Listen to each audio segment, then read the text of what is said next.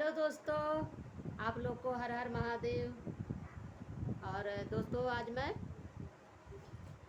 विष्णु भगवान और लक्ष्मी जी की एक कथा सुनाने जा रही हूँ। आप लोग को अच्छा लगे तो मेरा चैनल सब्सक्राइब करिएगा, लाइक करिएगा, शेयर करिएगा। दोस्तों, एक समय की बात है, विष्णु जी और लक्ष्मी जी प्रसन्न मुद्रा में बैठे थे और वार्तालाप कर रहे थे, मेरे भाई बहन। और विष्णु जी ने कहा कि मैं धरती लोक पे जा रहा हूँ। तो मैया रानी ने कहा लक्ष्मी जी कि मैं भी चलूँगी। बोले चलो, कोई बात नहीं है। दोनों लोग पृथ्वी लोक पे जा रहे थे। पृथ्वी लोक पे पहुँचे।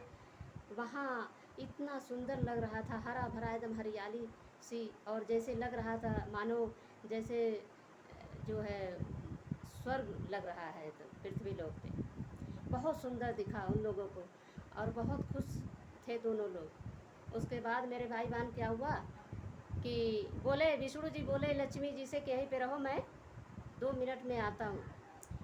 और एक काम करना कि पश्चिम की तरफ देखना मत, पश्चिम दिशा की तरफ मत देखना। तो लक्ष्मी जी ने कहा ठीक है, कोई बात नहीं है। उसके बाद मेरे भाई बहन, हम औरतों के, हम स्त्रियों की बात तो आप जानते ही हैं कि हम लोग को ऐसी उलझन होने लगती है कि क्यों मना किए हैं, ऐसा हम देख लें और उसको पता कर लें कि क्या बात है। बस मैया रानी का मन कहा और वो जो है कि पश्चिम दिशा की तरफ देख ली। और उनको इतना सुंदर बगीचा जो है, माली का बगीचा लगा।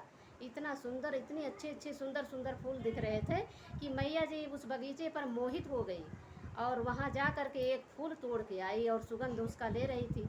तब तक विष्णु महाराज जी आए उधर से और कहे कि मैं मना किया था आपको कि जो है पश्चिम दिशा की तरफ मत देखना, और तुम ऐसा की कि देखने के बजाय फूल तोड़ के लेके चली आई। बताओ, एक निर्धन माली का बगीचा था, वो बहुत गरीब आदमी था, और उसका तुम फूल तोड़ के ले आई। कितनी कड़ी मेहनत से फूल उगाया होगा।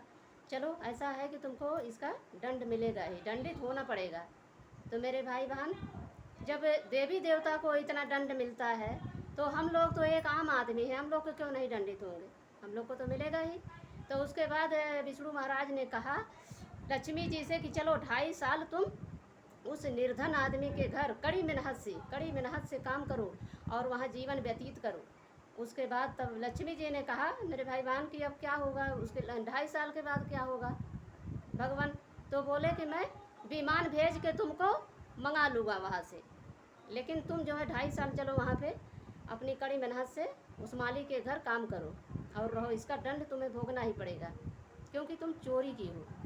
तो मेरे भाई बहन, बूढ़ी औरत के, स्त्री के रूप में, बूढ़ी एकदम फटे पुराने कपड़े में वहाँ जाके माली बैठा था अपने घर, निर्धन माली था। उसके द्वार पे जाके मैया जी खड़ी भई और वो माली ने पूछा कि आपको क्या चाहिए, क्यों आई हो यहाँ पे, क्या बात है, बताओ अपनी परेशानी।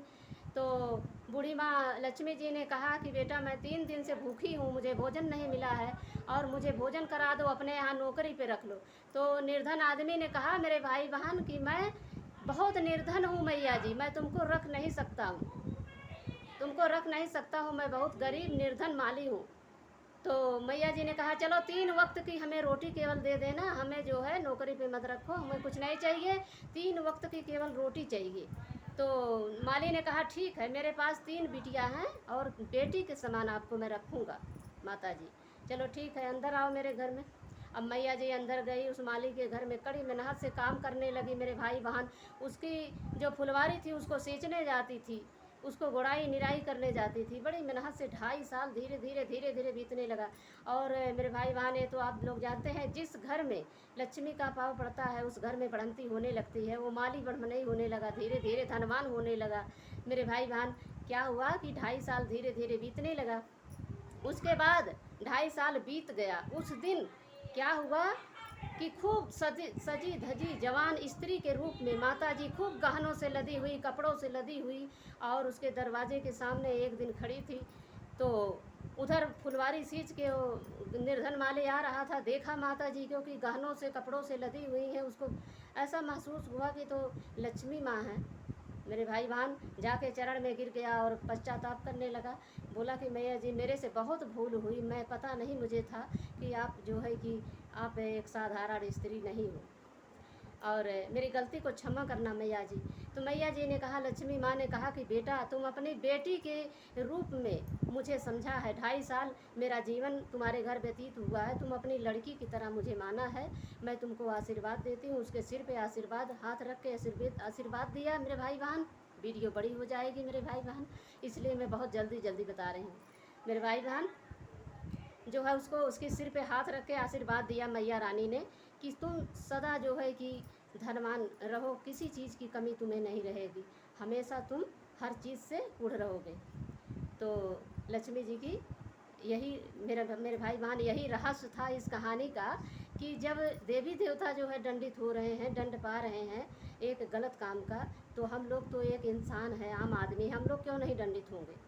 तो ये इस कहानी का यही रहस्य है। बोलिए लक्ष्मी नारायण की जय।